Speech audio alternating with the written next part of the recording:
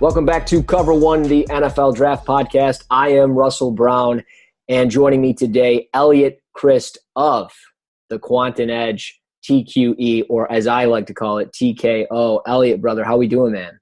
We're doing well, man. I'm pumped to be here. Yeah, no, really excited to have you on. You're my main guy, especially when it comes to fantasy football. We've had you on the podcast before, and it meshed really well. And I did that daily draft pod with you, and we've pretty much talked, not every day, but I don't know, quite frequently. And I must say, Justin Jones, third round, I feel pretty good about that. Just saying. But yeah, no, excited for you, man. This whole full-time fantasy thing is totally working out for you. Really excited for it. Tell me a little bit about the Quant Edge, man. Yeah, absolutely. So I'm really pumped. The Quant Edge, I met with the CEO starting in April, and he kind of told me a couple of his different visions, and he asked me to pitch my ideas, and they wanted to basically quantify some of the things that I had been doing into easy-to-use, like fantastic visually tools. You know what I mean? Like it's great when someone does some sort of data manipulation on R and puts it on Twitter, and but like a scatter chart will have, they have like 1,000 dots with one line going through it, and it's just like, and see, I'm right. And your natural reaction is to kind of go away from that. So we wanted to give advanced metrics a better image. So we're going to have 4 main tools to kick the season off. And the reason I say to kick the season off is because that's just what we're planning to have at launch on August 8th. Spoiler alert, we will probably continue to come out with fantastic tools as the season goes on to try to get better and better. But the first tool is the head-to-head tool, which basically allows you to compare any 2 players head-to-head right next to each other. You can compare a running back in his matchup that week, a wide receiver in his matchup that week, all the different advanced analytics. We do percentiles instead of just rankings, because I always talk about tiers are better than rankings, right? Yeah. Sometimes the difference between like RB5 and RB10 is as big as the difference between RB4 and RB5, but people don't kind of react that way. And I think it's really important to do that. We have heat maps that you can compare player, like for example, Tom Brady last year attacked the short left side of the field, and the Eagles were very vulnerable in that area. It happened to also be where Gronk did most of his damage on the season, and then Gronk went out there for 9 catches on 15 targets for 115 yards and 2 touchdowns. All this stuff is going to be right at the tip of your fingers. We're going to have a wide receiver cornerback matchup tool as well, where you can select any 2 players, linebacker, safety, cornerback, to go up against a wide receiver, tight end, and see how they'd match up, whether it's by coverage type, but press versus off man versus when he actually gets his hands on a receiver, he uses a jam, when different types of zone, and how these different corners, how these different receivers, how they all fared, by route, all this stuff. And then the other tool that we're going to have an optimizer as well with, machine learning and advanced algorithms. And we have Ivy League quants that do math that I call them David Blaine, because they do stuff that blows my mind. But, they're going to have really cool, predictive capabilities as well.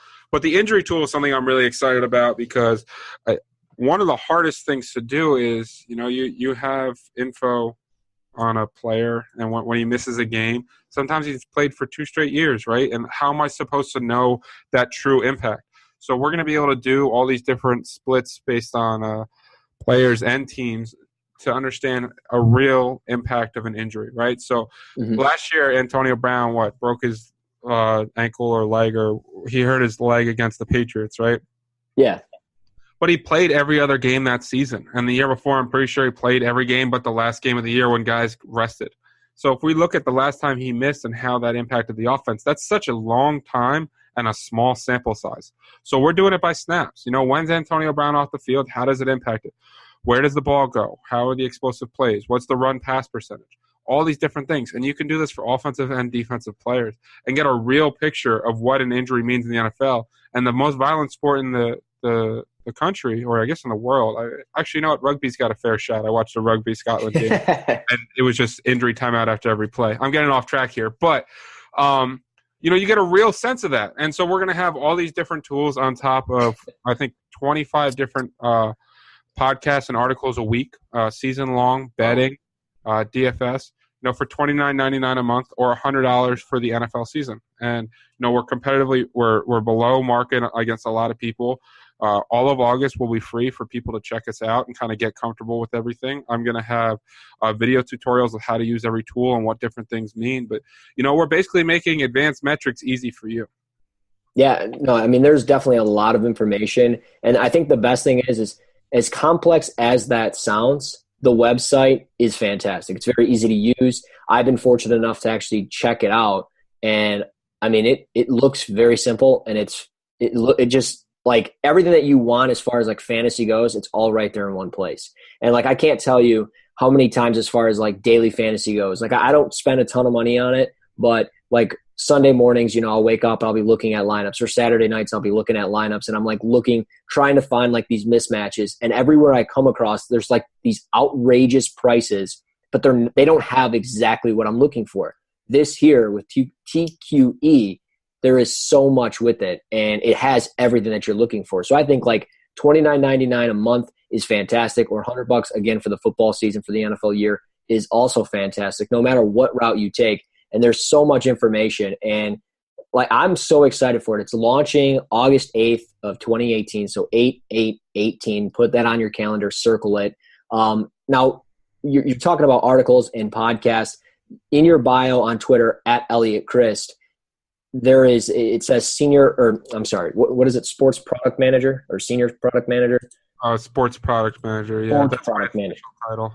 So are you going to be contributing as far as podcast goes, articles go, or are you like the guy that oversees it all, telling guys, hey, you got to do this, you got to do that, we got to sell this, we got to do that? I mean, kind of what is your defined role, if you don't mind me asking? No, I don't mind you asking at all. And the answer to your question is yes. I mean, my defined role is I'm going to be overseeing the team. I've kind of picked different people on the team. We're going to be adding to our staff as the year goes on as well. Mm-hmm. And I'm going to be contributing. Right now, I think I'm scheduled to write 4 articles a week and do 5 podcasts. And on top of managing all the site, we're going to have a chat on the site. So if you're a user, you can talk with other users. You can message admins. We're going to have, you can direct message each other. So while you're playing around on the site, you can talk to everyone else who's playing around on the site too. So, I'm going to be providing as much content as I can, and I've kind of really built a terrific team. One of the Cover One's guys, Brad Kelly, is going to break down the wide receiver stuff, and we know that no one's better at doing that than him. So we basically have to combine the best of analytics and film with Brad. But I'll be heavily involved in the content part of the site as well. That's incredible. Now, is it going to be strictly football, or will you guys eventually branch out into basketball? Because I know, daily fantasy as far as, you can do basketball, baseball, hockey. I mean, are you going to branch into that, or is this the beginning stages where focus on fantasy football, what we know, and just keeping it at that? No, we're gonna spread out to all sports. Okay. The first sport after football is basketball. We'll probably be able to incorporate MMA pretty quickly, get a guy or two in there to do some content. Or the plan is to have baseball ready for the season as well. Basketball, the goal is the first game of the season. It may end up being 2 weeks after that because we really want to make sure the football product is as good for everybody as possible. Like down the line, we'll have every single sport that's available to play DFS on you will be able to find content on the site. So if you like NASCAR, if you like esports, whatever your thing is, we're going to provide content for you. So we're going to try to have amazing tools that are incredibly easy to use, that aren't out there elsewhere, at a lower price point with fantastic content. And, I could not be more excited for August 8th to get here so everyone can check it out. And the website will be TheQuantEdge.com, correct?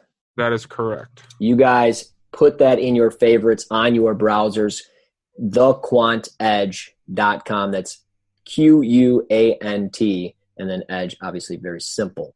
But let's talk football. Let's move forward from that. And before we get any further into the football discussion, I do have to let you know, Cover One, the NFL Draft Podcast, is brought to you by First Down Playbook. First Down Playbook is the #1 playbook resource for football coaches with over 30,000 plays. First Down Playbook is a database of youth, high school, and flag football plays color code it with coaching points for every position on every play. Check it out today at firstdownplaybook.com. That's First Down Playbook, one place, all the football. So moving on from the great website of TQE, the Quant Edge, I want to talk fantasy football. I want to touch base on the 2018 NFL draft, and I want to talk about some rookies that you really like for the upcoming season. And I'll have a couple on my list as well, and we'll kind of bounce back and forth on this as far as some guys that we like for fantasy football, but also just maybe in terms of football for career and guys that we think found really good fits. I don't know if you want me to start or if you want to start. It doesn't matter. I can start if you need me to start. No, I mean, listen, man, I've been talking about rookie running backs for like 3 months now. So whatever you want to do, I'm good with. We'll start there, man. I mean, everybody wants to know about running backs. I'm sure people want to know your thoughts on Saquon Barkley, if you have thoughts on him or whoever you might have as far as a sleeper or a guy that you like more than Barkley. No, I mean, I love Barkley. I think Barkley is the number one dynasty running back. Maybe you could put Gurley ahead of him. But Barkley's going to flat out produce. And listen, there's some people that questioned his toughness and whether he wants to bounce outside too much. But honestly, when it comes to fantasy football, that doesn't even matter that much because, one, the home run plays are going to be fantastic. Two, the volume is going to be there. He's going to be the workhorse back. Mm-hmm. No running back taken in the top 10 in the last 5 years has finished less than RB9 in PPR format. So Barkley's going to have that. He might be the most dangerous receiving running back in the NFL right now. He's probably going to see 90 targets, 250 carries. That's 340 potential touches. Mm-hmm. Going to be in an offense with other playmakers, so defenses can't load up on him. Right now he's kind of right around pick 8 or 9 in best ball drafts, and that's probably where he'll go. Probably after Kaiir and Hopkins, after the big 5 go, and I think that's right around the area that you can get it, that you should get him at because we talked about the RB9 is kind of the floor for these guys. He's got the volume. He's got the big playability. He's going to catch passes. He's really in a fantasy it's a dream spot for a fantasy player to be in. And the other guy I'm really high on at his ADP, and we'll talk about ADPs more, is Rashaad Penny. Now, people are worried about Seattle's offensive line. They're worried about whether or not they're going to win enough games. They're talking about Carson. Let's address a couple things. One, I talked about volume is everything. The Seahawks have said that they're going to be more dedicated to the run this year, which I believe because in 2013, 2014, and 2015, they were top 5 in rushing percentage each year, and they were top 3 in rushing attempts each year. Now, I understand that was with a better defense, and they're not going to be able to do it quite as much, but this team has shown they are willing to give workhorse loads. Then they took them in the first round. Guys that get taken in the first round get monster workloads. Right.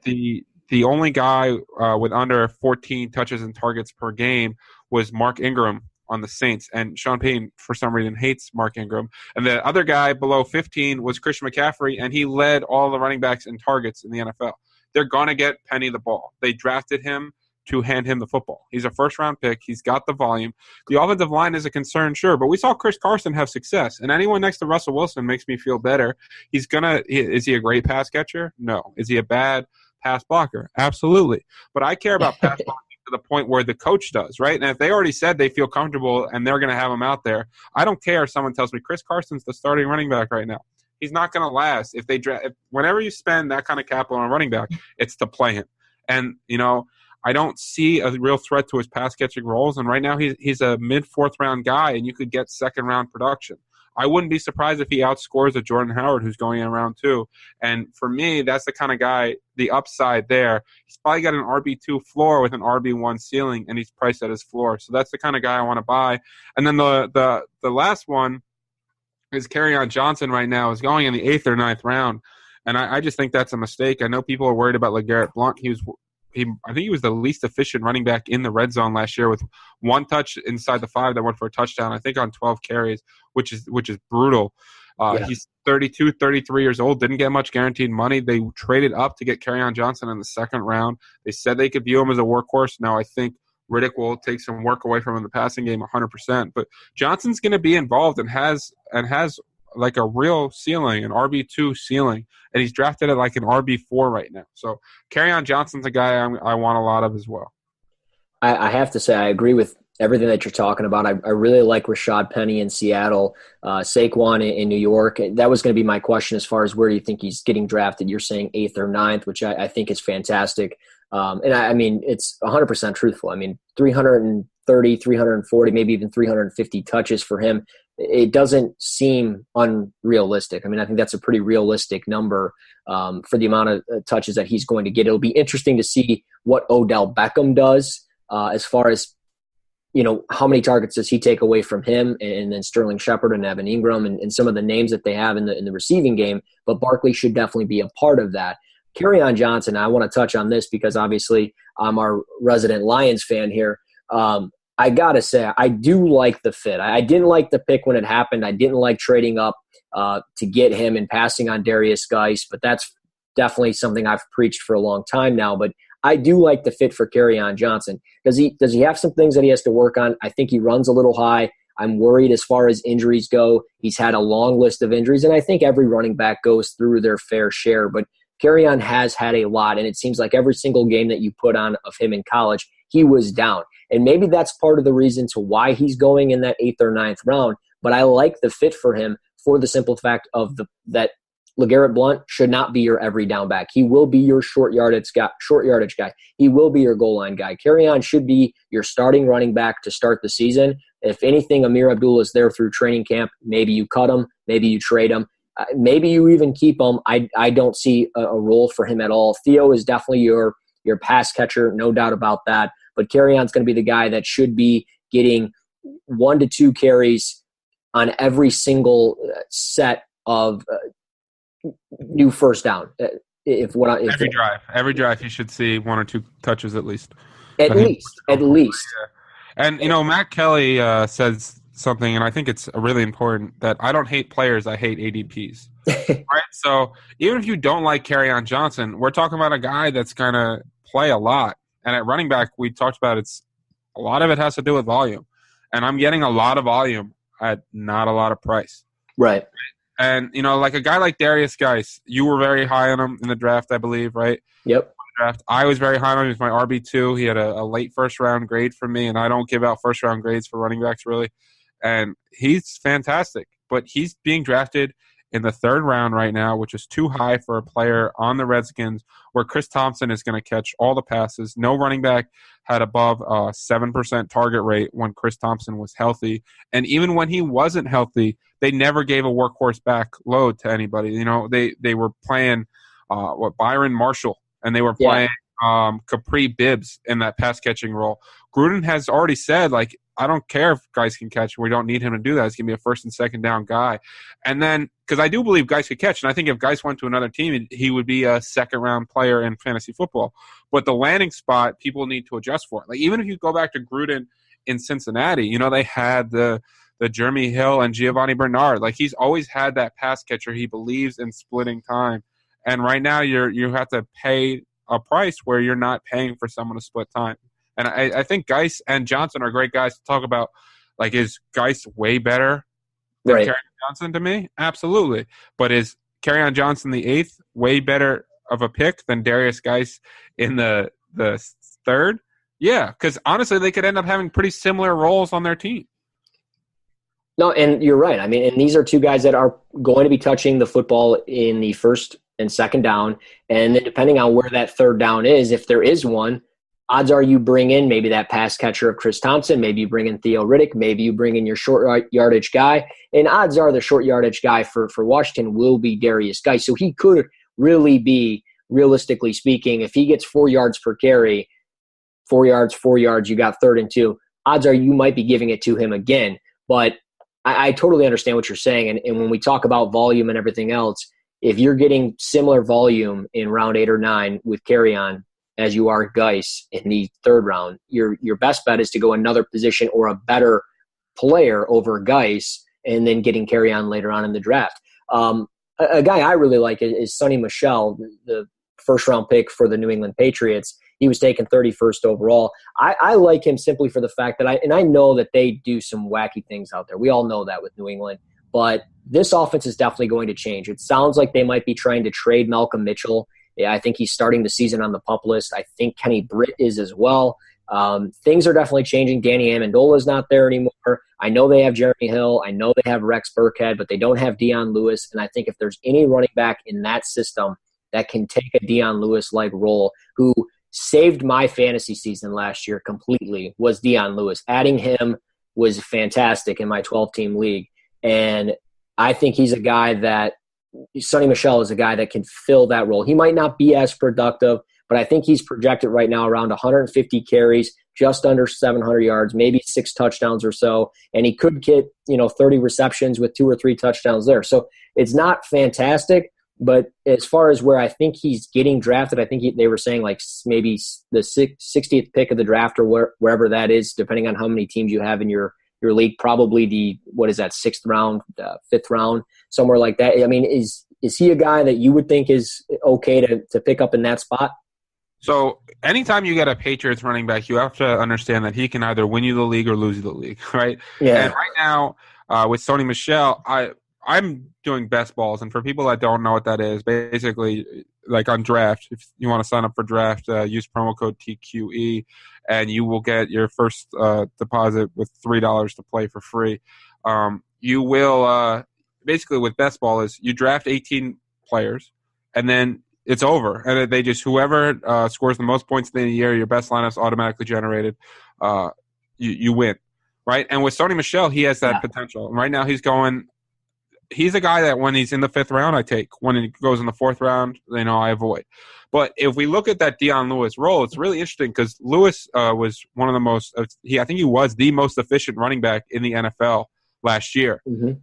But if you look at his games with Burkhead compared to without Burkhead, he had a huge difference. I mean, without Burkhead, he averaged 83 yards a game. With Burkhead, he averaged 66 yards a game.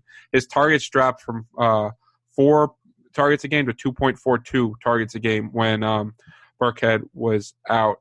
When Burkhead was in. And he also scored a majority of his touchdowns without Burkhead. And Burkhead's going to have a role on this team as well. Mike Gillislee or Jeremy Hill potentially could see the goal line work. I mean, Gillislee saw 38% of the rushes inside the 5 last year. James White has a pass-catching role. It's just a crowded backfield. But they drafted him in the 1st round, and we talked about that. Teams tend not to do that. I think Michel is a fantastic player. I think he can do a lot with a little.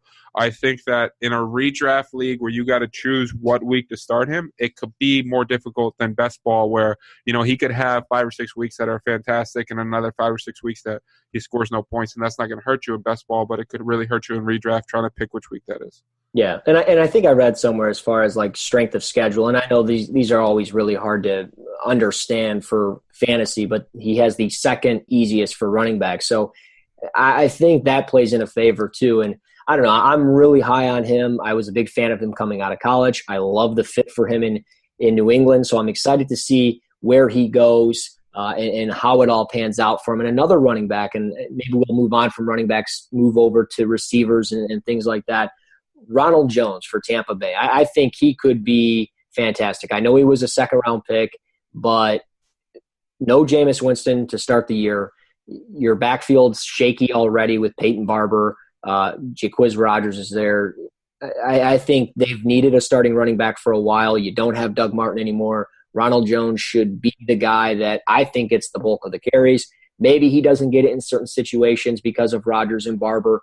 But if you're entering camp or when you get through camp and you're entering preseason or at least week 1 of the regular season, I would have to say Ronald Jones is probably going to get close to 15 touches a game. Am I wrong for thinking that? No, I mean, I think Ronald Jones and Royce Freeman are pretty good buys at their current ADP in the 5th or 6th round. Guys, people don't like to draft rookies. They feel uncomfortable. They want to see someone prove it. I mean, you even see guys with Barkley. They're like, well, he hasn't played a snap in the NFL. Well, look at the guys who were the top running backs in the NFL last year. Alvin Kamara, right? Leonard Fournette, Christian McCaffrey, Kareem Hunt. These guys were all RB1s that you got later in the draft. I mean, Fournette you had to pay a 2nd-round price tag for, but teams with rookie running backs play, especially when they get drafted to play. And they drafted Ronald Jones, 38th overall. You look at that running back core. They lost Doug Martin, who stunk anyway. Charles Sims is one of the least efficient players in the NFL. Jacquizz Rodgers stinks. Peyton Barber is the definition of a jag, right? Like he was the 42nd overall running back in PPR points per snap.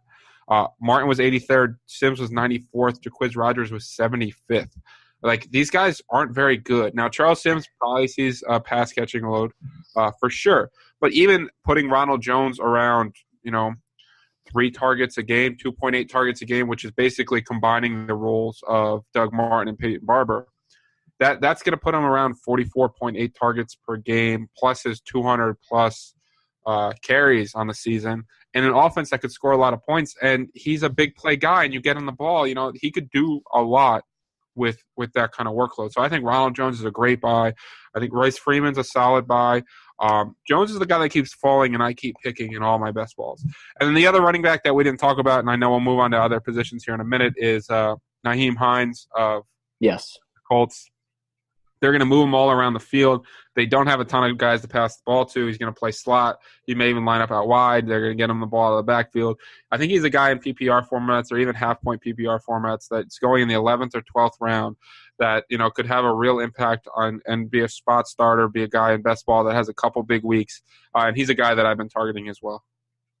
I think he's a fantastic running back. He's in a really good spot. I love the fit for him with Indy. What do you think of then we'll move on, but Jaylen Samuels, the teammate of Hines from NC State, he went to Pittsburgh.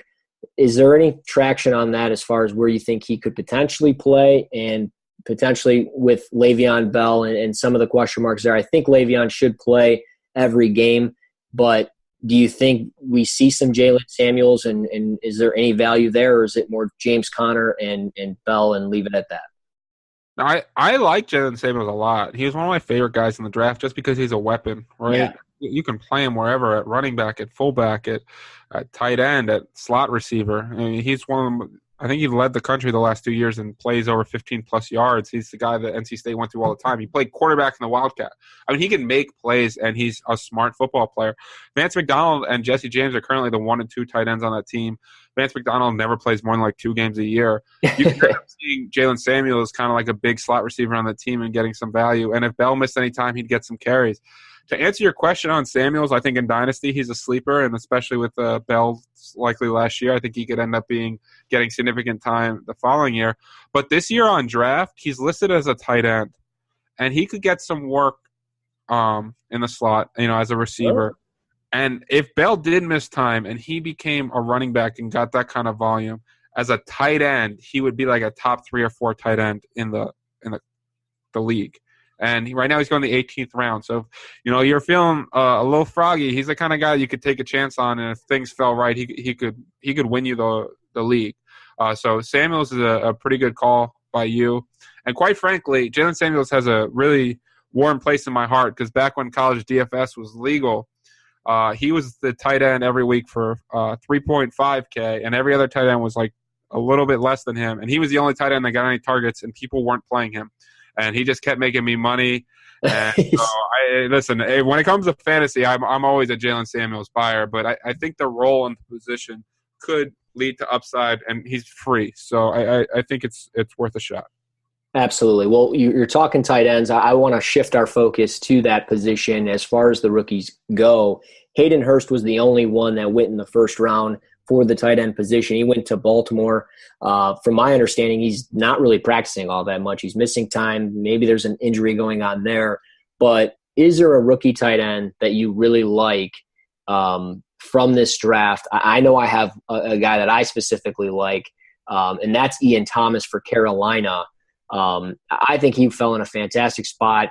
He's a really good inline blocker. He was one of my guys. I saw him in Mobile at the Senior Bowl, and I just fell in love with this guy. I mean, he's a big dude. He's thick. He's like 6'5", 250, 260. He runs well. His hands, he's got to definitely make sure he's more sure-handed. He drops some passes down there. But I think as far as the red zone goes and in short yardage and maybe even in the intermediate parts of the field, he's very successful. I think he can be very successful, I should say. But he's in a spot that I really like because we all know how Cam Newton has had really no weapons, and I know they've gone out and tried to address it and try to change it. Well, Ian Thomas is definitely part of the plan. I know he was a 4th-round pick, but Greg Olsen, who knows really about his status? And at any time he could get hurt. He got dinged up last year.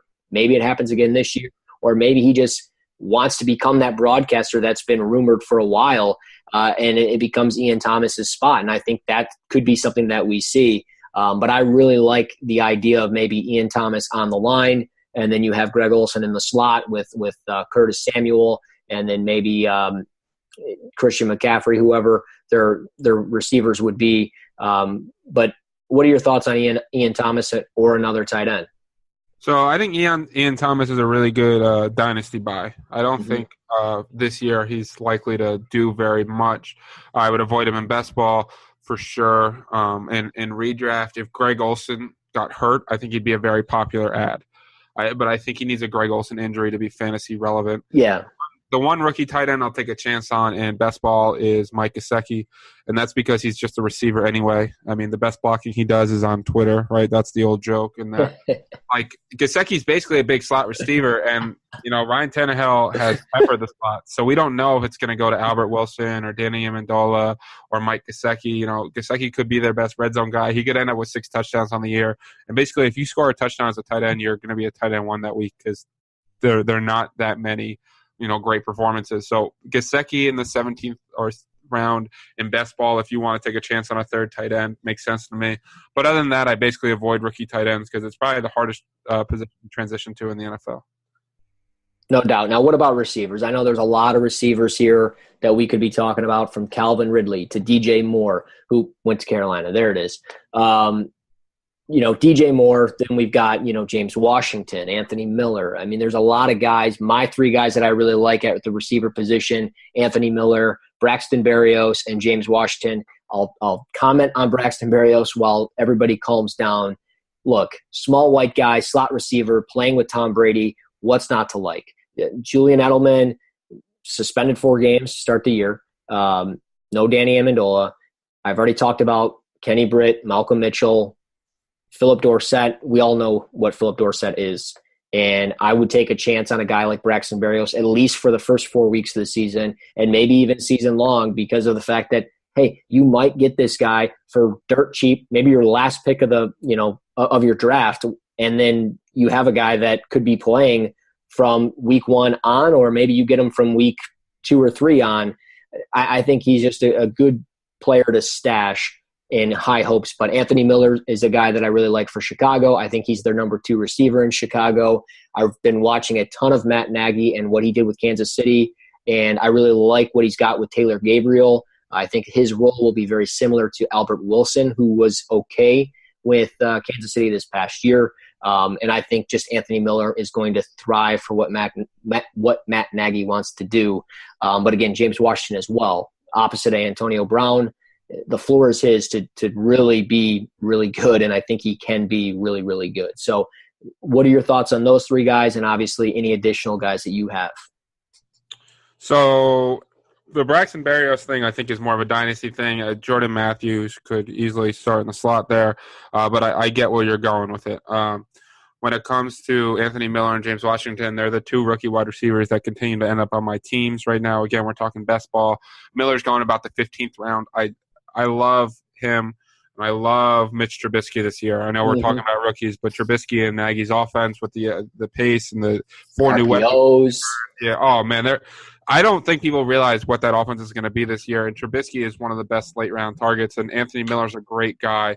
15th round, man, he's going to be the wide receiver 2 on the team. Like we talked about, he's been dominating in the red zone. If Allen Robinson's ACL was an issue, he could step into the number 1 role, and he could provide a ton of value. James Washington's a guy where basically when I'm late in a best ball draft, right, and I'm looking for spike weeks, right, James Washington, I start looking on where are the high scoring offenses, and Pittsburgh's a high scoring offense, right, and James Washington dominates in the intermediate and deep areas of the field, and he's basically going to step in and play the Martavis Bryant role, which means he's probably going to catch like 8 to 10 passes of 40 to 50 yards, and some of them will go for touchdowns, which means he's going to have a couple big weeks where he's playable for you. And at wide receiver, as your last pick of the draft, or the 17th round pick, that's the kind of guy I'm chasing all day long. DJ Moore, Calvin Ridley, these guys are priced too high. Again, I don't hate the players. I don't like the ADP. Right, 11th round. I'd rather take Kenny Stills in the 10th than DJ Moore in the 11th. Like, Yeah. There's just a lot of guys that I feel more comfortable with. I mean, these guys aren't going that much further behind Robbie Anderson. They're not going much further behind Kenny Stills. You know, they're just not guys that I'm targeting. And I think that one of the things, other than the Odell Beckham, Mike Evans, Sammy Watkins, Allen Robinson year, is that rookie wide receivers tend to take a little while to get acclimated to the game and at the next level. And sometimes it's important to just let other people take those risks. And I think that that's what you're going to do with those two, and then take advantage of Miller and James Washington, because you're not taking risk. You're just basically buying at absolute floor, and any ceiling returns value. No doubt. That's why you are the expert and I'm just the NFL draft guy. I'm talking with Eliot Crist. You can find him on Twitter at Eliot Crist. Also with TQE. Almost said TKO again, but it is TQE for the Quant Edge, which you guys can find TheQuantEdge.com. It launches 8/8/18. Eliot, my man, you got anything else for us as far as the draft goes? I think I'm pretty much set. I think we hit a ton of 2018 NFL draft guys, a lot of rookies in there. Anything else you got for everybody else? No, that's it. I mean, the only thing I'm going to say is that if Lamar Jackson somehow does start week 1, that guy's going to be the guy you want to get on your fantasy teams because of his running ability. But I think we had we ran through basically everyone, man, and I really appreciate the opportunity. And you've been so kind about the Quant Edge, and you can follow that at TheQuantEdge, or you can just search TQE on Twitter and it'll come up then. And I just want to thank you for everything, man, and having me on. Yeah, man, no problem. Actually, I do have one last question, and it is regarding your quarterback, Sam Darnold. Are you buying him at all? In fantasy? Yes. In Dynasty, I am. In fantasy, probably not. The quarterback position is the deepest position in fantasy. You know, because you only need to start one, and it's not, if you're in a typical 12-team league, it's not that hard to find one guy to start, and you can take a couple at the end of the draft and start mixing and matching. Mm-hmm. For me, I like guys I'm looking at late, like Mitchell Trubisky, I continue to get in the 13th round, and I think he could end up with a top 10 quarterback year pretty easily. Right. And I'd much rather, take Trubisky 2 rounds earlier and get an Anthony Miller than get like a Calvin Ridley and Sam Darnold. I think that's the way I look at it. No doubt. As always, Eliot, great talking to you, my man. Guys, follow him on Twitter at Eliot Crist. That's Eliot with one L, Crist, Crist. Again, follow the Quant Edge at the Quant Edge on Twitter. And again, hit that follow button for me at Russ NFL Draft. This has been Cover One, the NFL Draft Podcast. We'll be back with you guys next week.